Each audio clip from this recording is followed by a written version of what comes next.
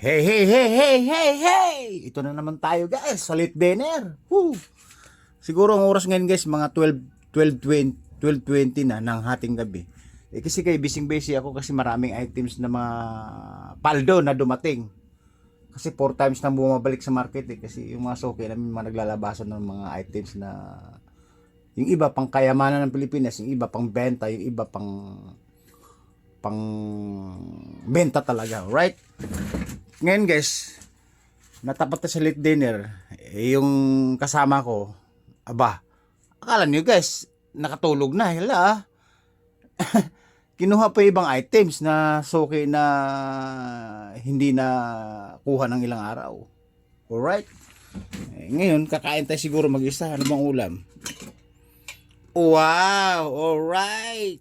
Woo! Tira ng anak ko. Pang yummy, not gravy. Alright, may nalalaman naman kayo sa akin. Naka-English po ako na, gutom na. Oh wow! Alright! Woo!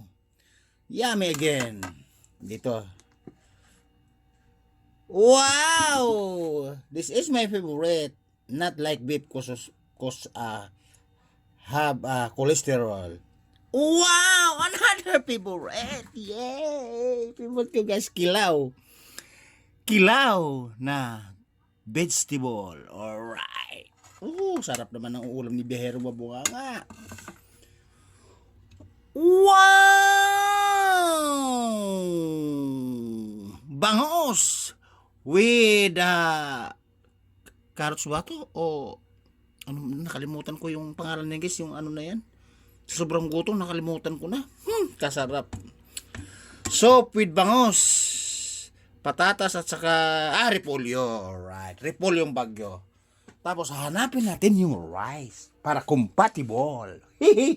Alright, natatawa. Ano-ano na sinabi sa sobrang gutom. Wow, rice. Alright. Okay. Ay, ito na pala guys yung anak ko. Ayan, galing sila sa kumuha ng items. Hindi. Alright. Oh. You know? Okay, bagong bili sa Shopee. Nasuot mo na ya. Shopee with Lazada. With GTNT Express. Alright. Guys, ito na. Daming ulam. 5 klase ang ulam ni Biyaherong Mabunganga. Alright. 5 klase. Late dinner. Andito na naman sa late dinner. Okay. Ganda na nga. Oh, mag-shout out ka. Puro ka ingay mo. Shout out ka. Alright. Yan. Kukuha tayo ng kananin. Iiwan ko. Guys, yan ang sinasabi ko sa inyo. Kahit mahirap ka, nakakain ka ng masarap. Umamay ni tubig. Nakakain ka ng masarap dahil sa pagsisipag at tiyaga. Alright? At, ibig sabihin, nagkakapera ka, kumikita ka, kahit papaano, nakakain ka rin ng like, mapera at mayaman. Tama, hindi? Alright. O, diba? Yan sinasabi ko sa inyo. Mahirap lang yung mga people like me, pero nakakain ng masarap. Pag gusto mong pag sinabi mong bumili ka ng Andox Lixon, umang inasal, aba. Right there, right now. Alright? Sinasabi ko sa inyo, guys. Late dinner, 5 kinds, 5 klase yung ulam. Tapos may himagas, bangga. Alright, tapos kumuha na ng anak ko ng malamig na tubig. Mula sa dito sa pressure. Ito na naman tayo guys. Sa pressure. Pressure na gawa sa Ghost Project. Hanggang leg lang po yan. At saka guys, mayroon tayong lampas tao na pressure na 4 barrel. Alright? Wow. Himagas guys. May himagas. Himagas kami pagkatapos kumain. Ako po, parang piyesta talaga dito, di ba? Oh. Alright. Oh.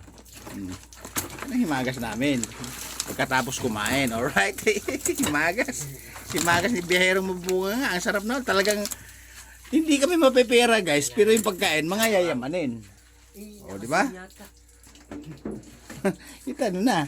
Ngayon, uumpisahan na natin yung bakbakan sa kainan sa late dinner. Alright? O, yan, kinilaw yan, nak yan. Kumain ka na. Diyan, bukas ako. Kasama ako bukas. Diba? Hindi ako kay Sostar. Kumain. Eh guys, suki kasi namin Schuster, pinagkukuha nila. Hindi, iba kasi nakaligtaan. Kaya kasama yung ina niya. Alright? Karating lang nila. Ngayon, babanat